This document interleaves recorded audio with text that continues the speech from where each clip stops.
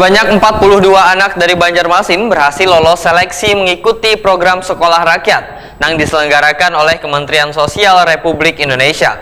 Program sekolah rakyat bertujuan memberikan kesempatan pendidikan gratis bagi anak-anak dari keluarga kurang mampu.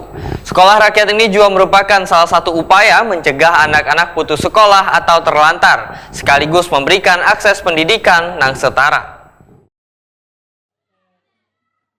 Sebanyak 42 anak dari Banjarmasin berhasil lolos seleksi mengikuti program sekolah rakyat yang diselenggarakan oleh Kementerian Sosial Republik Indonesia.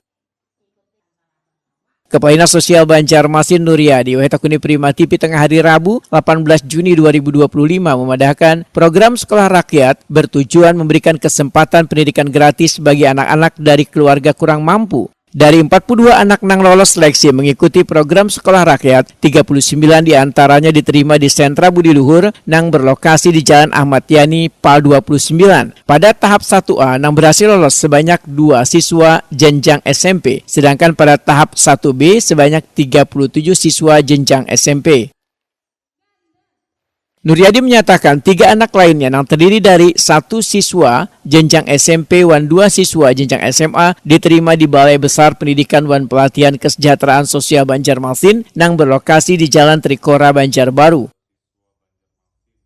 Mereka yang lolos seleksi merupakan warga yang terdaftar dalam data tunggal sosial ekonomi. Walaupun kuota sudah terpenuhi, namun pendaftaran masih dibuka untuk calon siswa cadangan guna mengantisipasi kemungkinan adanya peserta yang mengundurkan diri.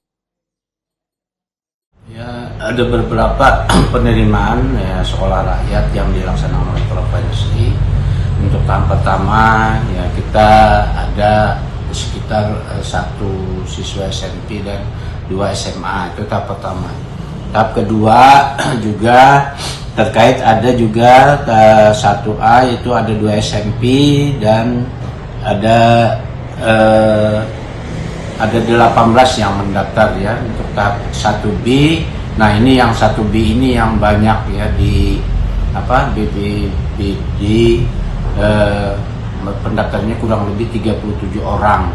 Nah, hari ini ya mereka diverifikasi oleh tim PKH dan tim Budi Luhur untuk memastikan bahwa yang mendaftar 37 itu apakah memang dari orang tuanya atau siswanya, karena di petunjuk teknis itu harus ada persetujuan di dua belah pihak tersebut, baik siswanya maupun orang tuanya. Nah, sehingga itu yang menjadikan kami harus menugaskan tim dinas sosial, tim dinas kesehatan, dan tim dinas Budi Luhur yang memverifikasi ke lapangan. Nah, hari ini tadi ya di 5 kecamatan sudah kami mereka akan mengevaluasi semuanya itu. Nah, mudah-mudahan ya yang mendaftar itu harapannya ya itu atas persetujuan orang tua dan anaknya. Nah, itu yang terjadi. Sekolah rakyat merupakan salah satu upaya mencegah anak-anak putus sekolah atau terlantar sekaligus memberikan akses pendidikan yang setara. Dinas Sosial Banjarmasin aktif mensosialisasikan program ini agar lebih banyak anak dan keluarga yang mengetahui serta memanfaatkan kesempatan tersebut. Program ini sepenuhnya gratis, mencakup biaya sekolah, makan, hingga asrama.